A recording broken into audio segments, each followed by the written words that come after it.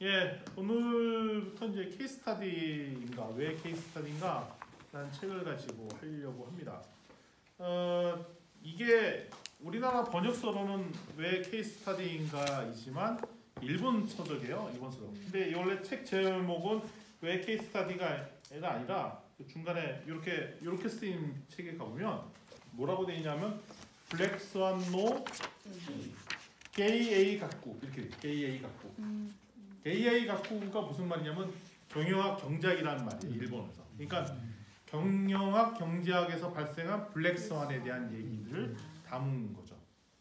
그래서 이 책은 되게 잘 쓰인 책이고 제가 요즘 계속 관심이 그 소비자의 욕구를 찾아내고 소비자의 새로운 패턴을 찾아내고 관찰 이런 거에 대해서 되게 관심이 많거든요. 그런 일환에서 제가 계속 독서라는 북새통에서도 계속 그런 이슈를 가지고 얘기하는데 아마 그거 일환으로 이 책이 제가 이거는 원래 북새통으로 한번 할까 하다가 생각을 바꿨고 우리 또 핵심 그룹에서 좀 나누려고 이 책을 골랐어요. 왜 그러냐면 이 책은 그냥 한 번에 쭉 읽고 지나갈 것이 아니라 꼼꼼히 좀 씹어서 읽어봤으면 좋겠다라는 생각이 들어서 제가 이거는 필히 여러분들께 읽고 같이 토론하고 읽기를 원해서 제가 이 책을 좀 읽겠습니다. 그래서 아마 5월달 내내는 이 책을 읽는 걸로 이렇게 진행을 하려고 이 책을 선정했습니다. 책을 다 구매해서 보시고 특별히 도서관에서도 빌리신 분들이 계시더라고요. 그래서 도서관에서 빌려서라도 보셨으면 좋겠습니다. 아주 머릿말이 되게 길죠? 네. 블랙 스완이라는 말이 누가 만들었던 말이라고 알려져 있죠? 나심 탈레브 뉴욕대 교수님이시죠. 되게 유명한 분이시고 그 다음에 블랙 스완이라는 말 자체가 되게 유명합니다. 사례 케이스는 아시죠? 왜냐면 백조가 검은색 백조가 없잖아요. 네. 그렇죠.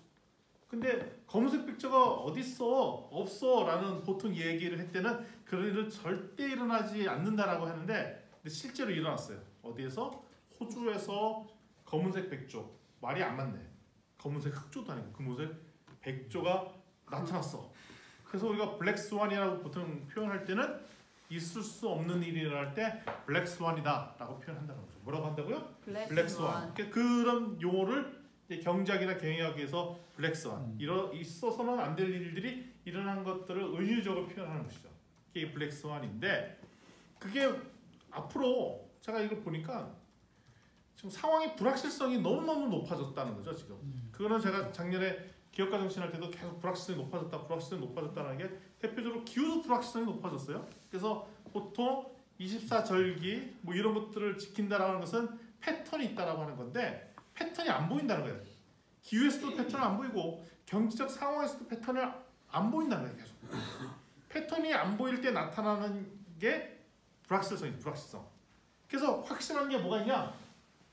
미래를 예측하기 어렵다는 게 확실하고 미래가 엄청 불확실하다는 게 확실하다. 이런 얘기. 그 다음에 무작위성은 뭐냐면 그냥 널뛰듯이 나타나는 거예요. 널뛰듯이. 그러니까 과거에 패턴이 잘 안 들어맞을 수밖에 없거든요. 그러니까 과거에 창업자로서 사업을 성공하는 패턴이 안 맞을 가능성이 있다는 거예요. 그래서 어떻게 보면은 우리가 앞으로 남은 인생 동안 사업을 하던 인생을 살 때 뭐에 대한 훈련이 돼 있으면 불확실성이 높은 일들을 어떻게 잘 다루는지에 대한 역량이 되게 필요한 것 같아요. 예상치 않았던 일들이 일어났을 때 이걸 어떻게 다룰 것이냐. 예를 들면 이런 거죠.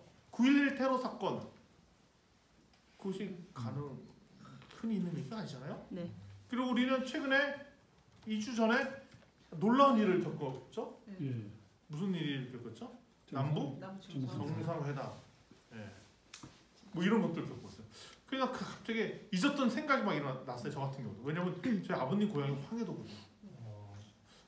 이제는 우리 아버님의 고향을 한번 가볼 수도 있지 않을까? 뭐 이런 생각들을 하게 되는 거죠. 따라서 앞으로는 이런 스타일의 예상치 못했던 패턴들이 엄청나게 자주 일어날 것이다 라는 것입니다. 정리하겠습니다. 그럼 우리 석사 학위를 하고 계신 분들은 연구자잖아요. 일종의 연구자이자 창업자이죠. 연구자이자 창업자의 사명은 어떤 거가 있냐면 이런 거예요. 있을 수 없는 일을 잘 발굴하는 데 이런 것들. 주변에 예상치도 않았던 독특한 창업주를 발굴하는 데. 우리 주변에 그런 분들 많이 있어요. 이준호 소장님 잘 아는 우리 하동의 그 누구예요? 저기 이유식 하시는 오천호 대표 이런 분들도 되게 독특한 케이스. 이 주변에 독특한 케이스가 있어요. 우리 경남과기대가 자랑하는 또 유지한 군. 그 대학생 때 전 세계를 트랙터 농촌 투어 돌아다니고 이런 친구가 있어요. 뭐 이런 친구들 주변에 아주 독특한 삶을 사는 사람들이 있어요. 독특한 창업 방식이 있단 말이죠. 이런 사람들을 잘 발굴해내는 것 이런 것들이 되게 중요한 것들. 그러니까 전문가들이 불가능한 만한 여기는 블랙스완을 발견하는 게 되게 중요하고요. 그 다음에 우리한테는 잘 알려진 사례지만 그게 대중적으로 잘 안 알려져 있다면 그거조차도 잘 발굴해내는 거가 되게 좋아요. 그래서 창업대학원에서 석사학위 논문이 저는 이런 사례 연구 되게 좋은 것 같아요. 좋은 사례를 발굴해서 그것을 세상에 알리는 거. 그러니까 여러분 주변에 그런 좋은 창업자라든가 좋은 케이스들을 많이 발굴을 해주셨으면 좋겠습니다. 지난번에 했었던 얘기이기도 합니다. 슈퍼맨과 판타스틱 4 얘기 한번 했었죠? 네. 기억나시죠? 슈퍼맨은 극광학, 막 지구를 뭐 날리고 뭐 이런 강력한 영향을 갖고 있고, 판타스틱 4는 조금 어설프긴 하지만 특정 한 분야에서 스페셜한 역량이 뛰어난 팀이죠. 상황에 따라 슈퍼맨이 더 탁월할 수도 있지만 어떨 때는 판타스틱 4가 더 탁월한 역량을 보인다는 거죠. 네 사람이 팀이 돼서. 근데 이거를 현대 기업 경영에 있어도 너무 극강으로 탁월한 한 사람만이 있는 게 좋으냐, 아니면 다양하게 소속에 차별화된 역량이 있는 사람이 팀을 이루는 게 더 좋으냐, 이거를 연구를 할 때 슈퍼맨과 판타스틱 4 이 영화의 케이스를 가지고 현실 기업 조직을 경영할 때 소위 말하는 배경 이론으로 쓴다는 거예요. 자, 슈퍼맨이 흔히 있는 사례예요? 아니잖아요. 판타스틱 4도 있는 일이 아니잖아요. 근데 그거를 상징적으로 은유적으로 조직 환경에 적응해서 해볼 수 있다는 거죠. 그래서 이런 주변에 입세션한 상황이 영화를 케이스를 사례를 가지고 할 수도 있더라. 뭐 이렇게 얘기할 수 있습니다. 예를 들면 뭐 우리 드라마에 나오는 주인공 유형에 따른 뭐 창업 이론을 만들기. 제가 전에 저거를 하려고 했었어요. 뭐냐면 저 이론을 만들려고 스타크래프트 뭐 풀어본 창업 전략, 저그 스타일, 테란 스타일 이런 걸 해갖고 하는 뭐. 근데 저는 지금 불확실히 높을 때는 아무래도 저그 스타일이 맞지 않는가. 일단 무한대로 확장하고 뭐 이런 거. 제가 얘기를 하면 안 되겠구나. 이건 다 모르시는 얘기를 좀 하는 거 같고. 스타크래프트 해본 적이 있어요? 잘합니다. 지금 합니다. 진짜요? 일부러 안 빠졌습니다, 진짜. 의외의 답변하셨어요. 종족이 뭔가요? 일부러 안 빠졌다니까. 뭐 하십니까? 저는 프로토스는 프로토스를 아는 겁니까? 진짜로 아시는군요. 저도 프로토스 유저로서 보니까 빠져들겠다. 예, 알겠습니다. 도대체 이게 무슨 얘기나 하시는 분도 계실 거예요. 몰라요. 예. 따라서 좋은 사례는 어떤 사례가 좋은 사례냐? 기존 통솔을 뒤엎는 견해를 제시하거나 대립하는 이런 상황들. 통상적인 거와 다른 경우. 그래서 사회적 기업 쪽에 보면은 뭐 사회적 약자가 얘는 오히려 더 좋은 성과물을 만들어낸다든지 이런 것들은 더 좋은 사례일 수가 있어요. 아니 어떻게 그럴 수가 있느냐는 거죠. 그런 사례가 주변에 있다면 혹시 지역의 촌에 도시에 있는 전문 기업인들과 더 나은 어떤 측면에서 그런 모습을 보이고 있다면 좋은 사례의 후보가 될 수도 있다는 것입니다. 그러니까 상식적으로 생각하면 이런 조합이 잘 안 굴러갈 수밖에 없는데 뭐 잘 굴러간다든지, 당연히 이런 조합은 잘 굴러가는 게 정상인데 안 되는 경우, 이런 경우를 방송에 찾을 수 있죠. 그런 것들을 찾아보면 좋겠습니다. 그래서 이런 걸 잘 보면은 의외의 실태를 파악해 불가사의한 메커니즘을 이렇게 발견하면 좋은데, 그 스토리를 잘 들어보고 사례 연구를 하잖아요. 그러면 이런 배경이 있어서 이랬구나 라는 거, 어머나 이런 스토리가 있어서 이런 일이 있었네, 이런 숨겨진 이야기가 있어서 이런 일이 생겼구나, 말 들어보니 일리가 있네, 다른 방법 썼을 때 그러니까 안 됐구나 여기가, 아니면 이런 부분에 신경 썼어야 되는데 그래서 이런 일이 생겼지.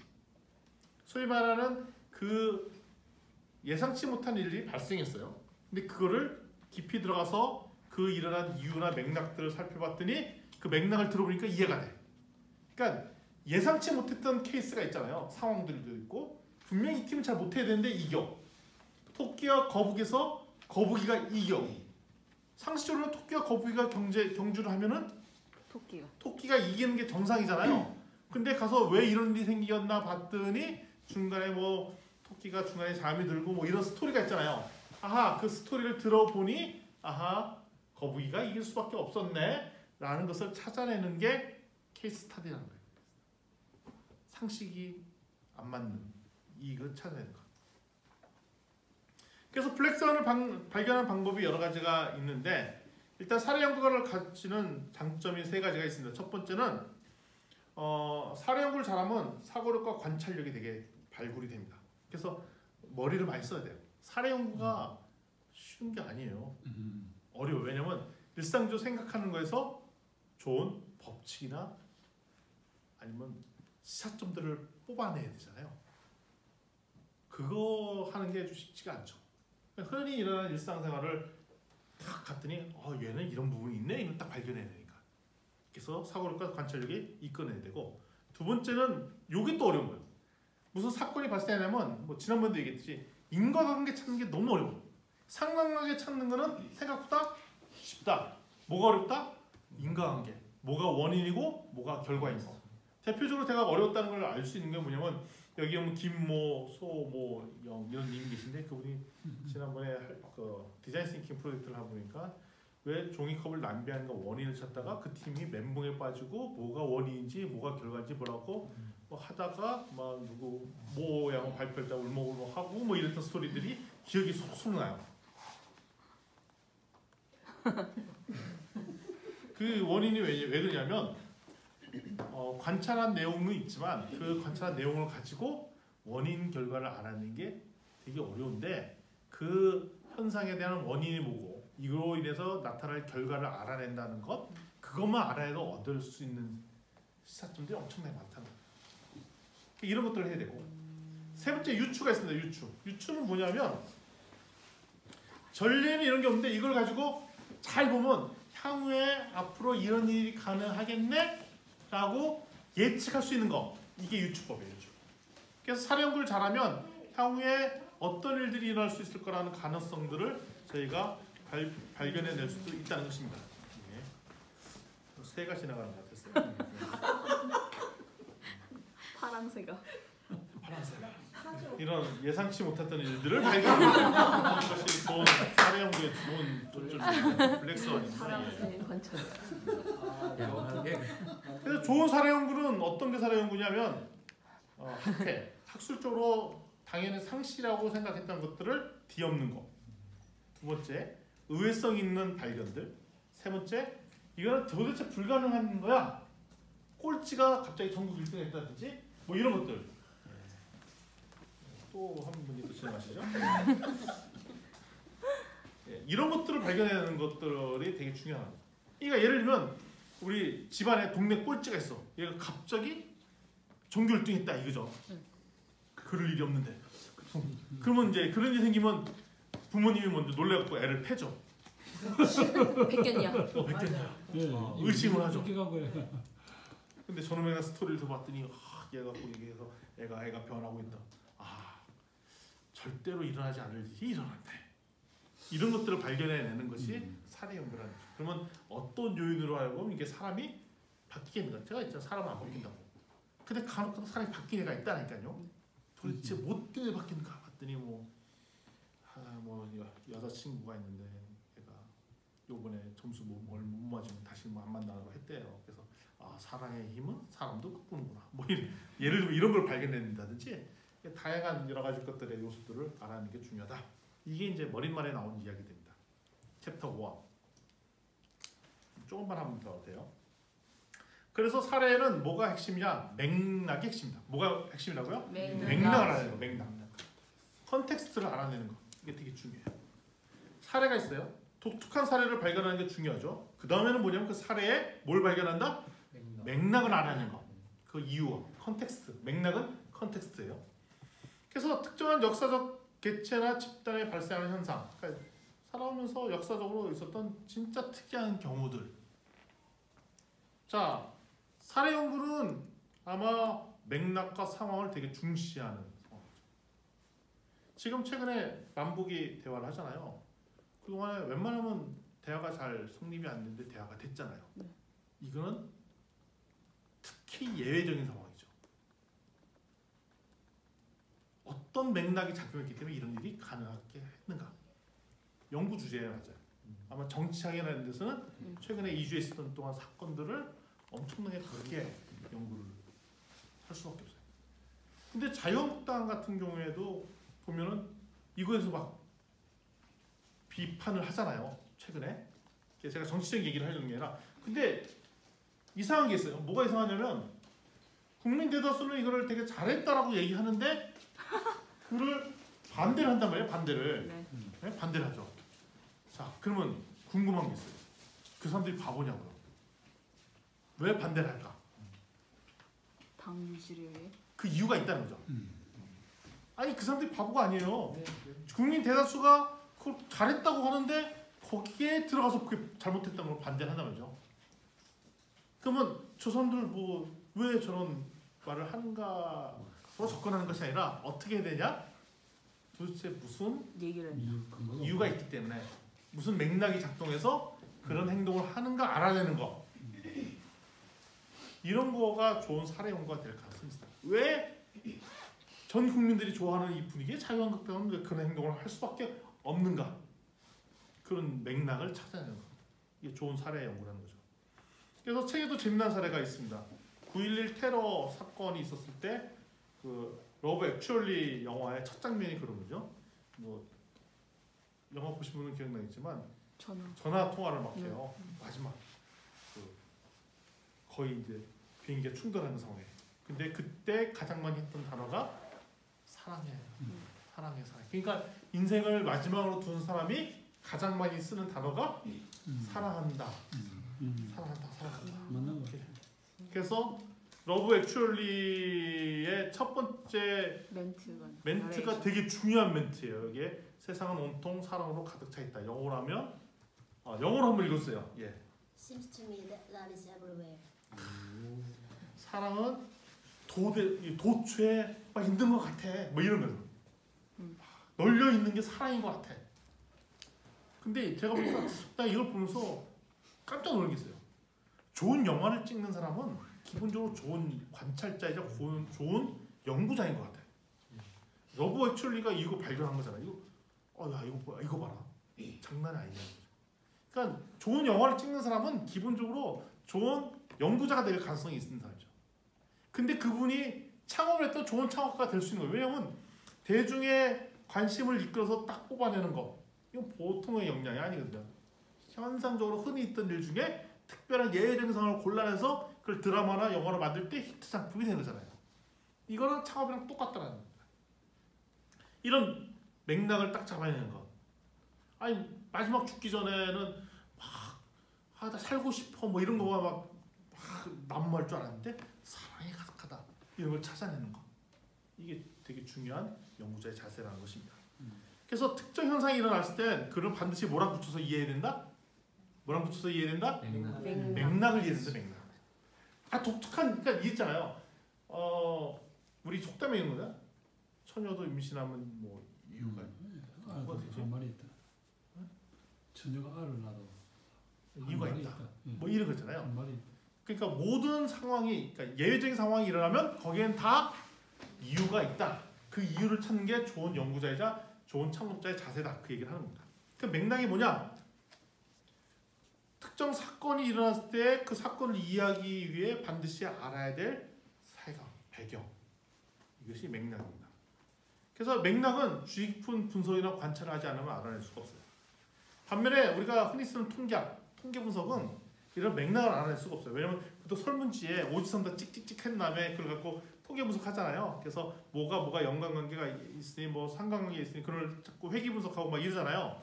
근데 맥락을 잘 찾아내기가 어려워. 그래서 통계를 쓰는 통계 분석은 뭐냐면 그게 아니라 일반적인 법칙을 찾아낼 때 유용해.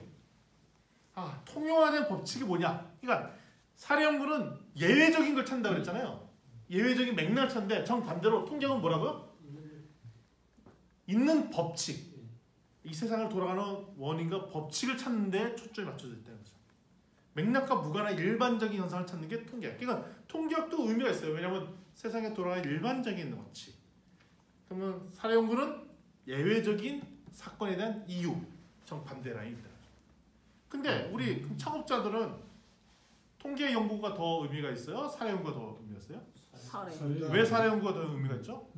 왜냐하면 새로운 기회. 비즈니스 모델, 새로운 기회, 새로운 시장, 새로운 아이템 이거에 목숨 걸었잖아요. 따라서 사례 연구가 더 의미가 있더라는 거죠. 그리고 항상 제가 비즈니스 모델 교육할 때도 정규 분포에 양극단에 있는 사람을 가지고 타겟 고객으로 사업을 한다든지 이런 걸 얘기했었잖아요. 따라서 사례를 잘 아는 것 이게 되게 중요하다.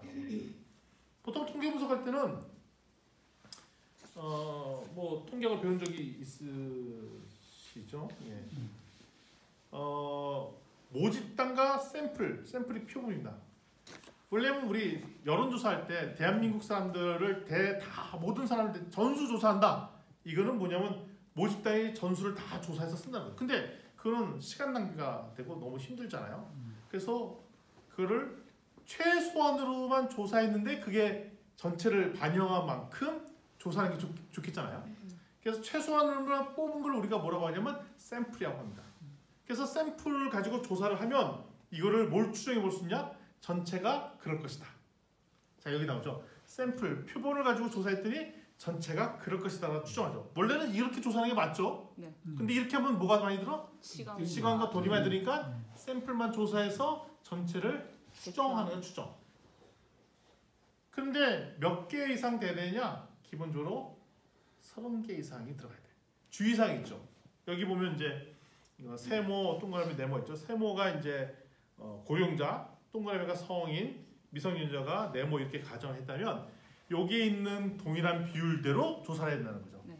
그러니까 예를 들면 2대 3대 2였으면 총 5개를 조사한다. 5개가 아니고 6개다. 그러면 2대 3대 1 이런 것들도 맞춰서 샘플링이 잘 되도록 하는 작업들이 해야 된다는 거죠. 이거는 일반적인 법칙을 찾을 때 유용한 도구입니다. 따라서 통계 연구가 전통적인 연구를 할 때 많이 쓰던 거예요. 그렇지만 우리 창업대학원에서는 통계 분석도 의미가 있지만 사례. 더 중요한 게 제가 볼 때는 사례 연구고 사업 계획서 쓴 사람 입장에도 항상 사례를 잘 뽑아서 하는 것이 되게 중요하다 이겁니다. 그러니까 통계학에서는 관찰 대상을 랜덤 추출을 해야 잘해요. 랜덤이 뭐냐면 아까 각 계층별로 샘플이 골고루 들어가고 사람 뽑을 때 저 사람 잘생겼으니까 저 사람은 멋있으니까 저 사람한테만 조사해 이렇게 하면 안 되고 무작위로 잘 뽑는 것 이게 무작위 추출. 근데 관찰은 어떻게 하느냐? 대놓고 쟤 튀는데 얘 이상한데 그거를 잡아서 그걸 분석하는 거죠. 철저히 목적지향적 목표를 딱 세우고 저기 여기. 그래서 제가 보기에는 사례 연구할 때 딱 보면 튀는 사람을 딱 잡으면 그게 좋은 사례 연구예요.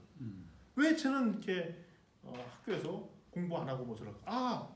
군대에서 쟤는 왜 고문관일까? 고문관의 인생 뭐 이런 거. 그런 것들을 찾아내는 것이 되게 중요하죠. 따라서 통계학은 일반적인 패턴의 법칙을 찾는 거기 때문에 될 수 있으면 숫자가 많이 되길 유효해요. 그래서 최소한 30개 아니면 뭐 더 많은 숫자를 요구하는데 사례 연구는 숫자가 적어도 유용해요. 그래서 보통 하나를 선택을 하고 하나 선택이 다른 데도 또 적용되는지 한 2개 내지 3개 이 정도 가지고 분석을 해도 충분하다라는 것이 이제 사례 연구입니다. 그리고 인과관계는 일반 통계학 분석에서 인과관계를 알아내기 어렵다는 말씀드렸고 인과관계는 그 이유잖아요. 이유를 알아내기 좋은 거는 사례 연구다. 따라서 통계학은 일반 법칙을 만들어내는 건 좋은데 사례 연구는 그거는 그 경우에만 해당하는 거 아니야. 맞아. 그거 인정할게. 그래서 일반화하기는 좀 쉽지가 않아요. 근데 아주 탁월한 연구 결과는 이런 통계 연구가 아니라 사례 연구 통해서 많이 나타났던 거예요. 대표적으로 페스팅거라는 학자가 1956년도에 인지 부조화라는 이론을 만들어냈어요. 인지 부조화. 재밌는 사례죠. 특정한 날 UFO가 딱 나타나서 구세주인 UFO가 딱 나타나서 우리 데려간다. 우리를 데려간다. 구세주. 그때까지 모든 것을 팔고 잘하자. 그래서 딱 모여서 기도하는데 그 날이 됐어. 종말론적 구원론을 가진 사람들이죠. 그러면 그날 딱 돼서 끝나면 구원이 안 됐어. 그러면 그 조직이 해체돼야 되잖아. 근데 해체 안 되는 거야. 더 난리치는 거야. 그 조직이 이런 일이 왜 생기니까 상식적으로 이해가 안 됐잖아요. 왜냐면 검증이 안 됐으면 그 사람이 아이 뭐 1990년 12월 30일 날뭐 구세주가 온다 그날 믿었다 그래갖고 집 팔고 사람 다 들어갔어. 들어갔는데 그날이 지나도 종말이 안 왔어. 그러면 무너져야 되는데 안 무너졌잖아요. 네. 그 이유가 왜 그런가 해서 이유를 깨끗하게 봤더니 해석을 이렇게 하는 거예요. 우리의 기도를 들으셔서 구세주가 뜻을 바꾸셨다. 우리가 기도를 안 했으면 이 지구는 망했다. 라고 이 사람들이 신앙심이 더 깊어졌어. 근데 잠깐 이 얘기는 들어가서 관찰해보고 인터뷰해보고 찾아보니 알았던 내용이지 그냥 객관적으로 보면은 이해가 안 되는 거잖아요. 네. 그래서 거기서 더 보니까 사람이 태도가 바뀌어졌다는 거죠. 인지는 인식이거든요. 부조화 말이 안 맞잖아요. 네. 그래서 인지 부조화가 뭐냐면 자기가 내부에 모순되는 인식이 생겨났을 때 심리적 긴장을 해소하기 위해서 자기의 인식을 바꿔서 버리는 메커니즘이 있어요. 이거 비슷한 게 있어요. 내가 A라는 제품이랑 B라는 제품이 아주 극단의 제품이에요. 근데 내가 고민을 막 몇 달간 하다가 A라는 제품을 앞으로 쓰기로 막 했어. 네. 근데 이 사람이 원래는 한 50일 때 49 정도 왔다 갔다 했는데 이 제품을 산 다음부터는 이 제품 좋다고 얘기하기를 진영을. 90대 10으로 얘기해.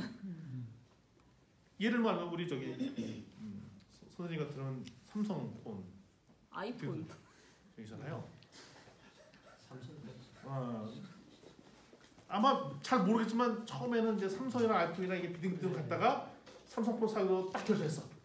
결정하니까 갑자기 아이폰이 매국노 같아. 나라를 팔아먹고 삼성하면 좋고 이렇게 되면서 아이폰도 똑같은 것 같습니다. 예, 그게 맞습니다. 그러니까 이런 현상 있잖아요. 아니 그리고 삼성폰에 저 같은 사람은 아이폰 열심히 쓰면 삼성폰도 좋은 폰 나오는데 자꾸 폄하해. 네. 아이폰이 최고야. 그리고 예를 들면 아이폰에도 뭐 에러 나고 하면서 그걸 막 애교를 막 봐줘. 평가 기준이 막 달라. 여긴 되게 까칠하게 평가하고 여긴 덜 까칠하게 만들고. 이런 것들이 전형적인 인지 부조화 현상인데 엄청나게 합리적이 아닌 의사결정을 하잖아요. 네. 그러니까 이런 이론들은 어떻게 발견했냐? 독특한 그런 케이스를 가지고 관찰, 연구, 실험을 했더니 알게 됐다. 그래서 보니까 인지 부조화라는 현상이 생과계로 많은 경우에 발생한다는 걸 알게 됩니다. 그러니까 이런 걸 발견해 줬으면 좋겠어요. 이만 목사님. 이만 전 예외적인 사례가 일탈 사례가 발견됐으면 좋겠습니다. 김소영님, 어찌 잘 일어나지 않아. 근데 그 일어나는 걸 보고 싶어. 계속 찌르는 중이네. 제가 여기를 자꾸 찌르는데 안 넘어가.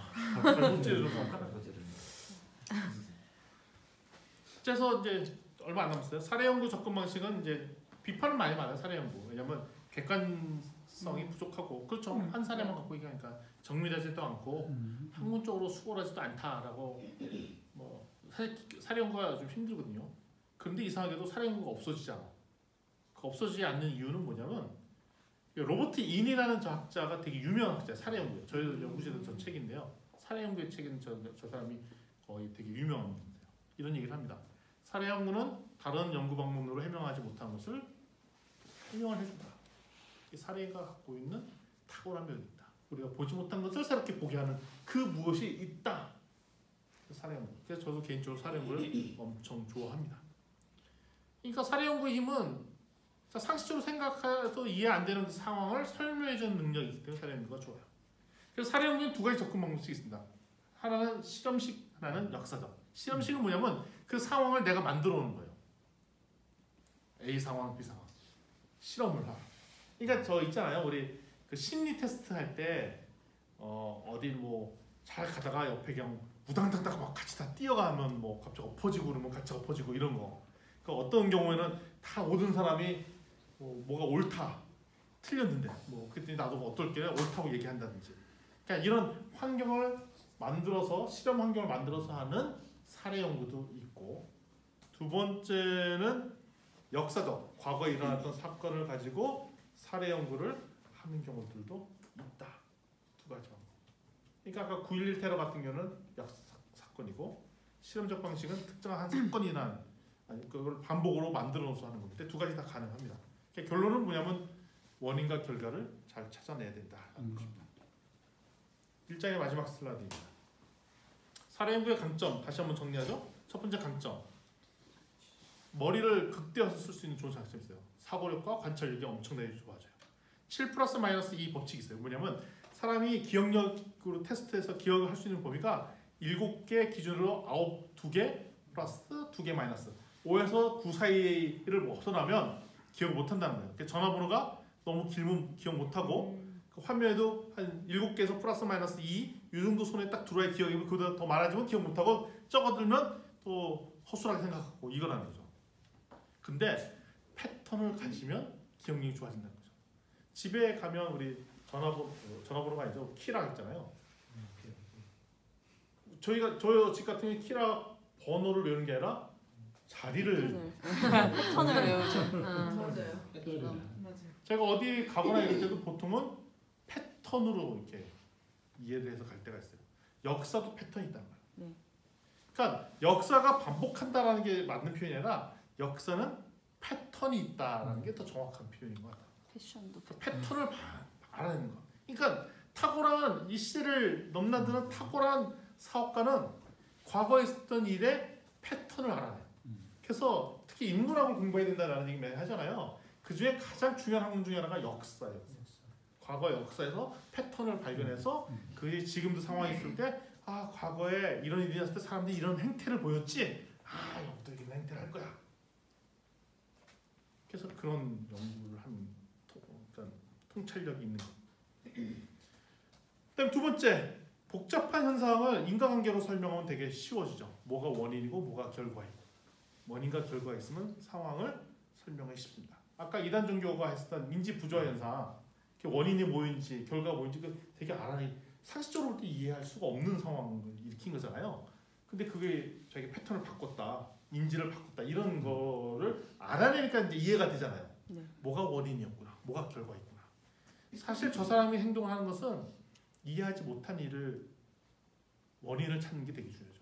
제가 정신병원에 가보면 제가 가봤다는 것이 아니라 그 책이나 이런 걸 보면 의사 선생님이 하는 첫 번째 행위가 뭐냐면 저 환자가 왜 저런 행동을 하는가를 찾아내는 거예요. 그러니까 일반인과 정신병인 사람의 차이점은 뭐냐면 상식적으로 생각하는 그 행동을 하면은 정상인데 이 사람이 정신병에 가야 되는 이유는 왜 그러냐면 상식과 관계. 우리에게 상식에 어긋나는 패턴을 무자기적으로 해. 근데 그것이 남한테 피해를 줘. 그러면 정신병에 가게 될 가능성이 있는 거죠. 그럼 정신병원에 가서 의사 선생님이 하는 거는 뭐냐면 저 사람이 왜 저런 행동을 하게 되는가를 상황극을 통해서도 알고 그러니까 오랜 시간이 걸리는 거예요. 관찰을 하고. 그래서 이 사람이 이런 행동들을 하는 이유가 이런 것들 때문이었구나. 그래서 그 부분을 치유하고 그 기억을 치유하고 그걸 고쳐주고 그래갖고 그거를 다시 정상의 범주에 들어올 수 있도록 해주는 것. 이것이 정신병 환자가 의사 선생님의 역할이라는 것입니다. 그래서 이런 측면에서 볼 때 사례 연구가 되게 중요하다라는 이야기를 첫 번째 시간에 마쳐보도록 하겠습니다.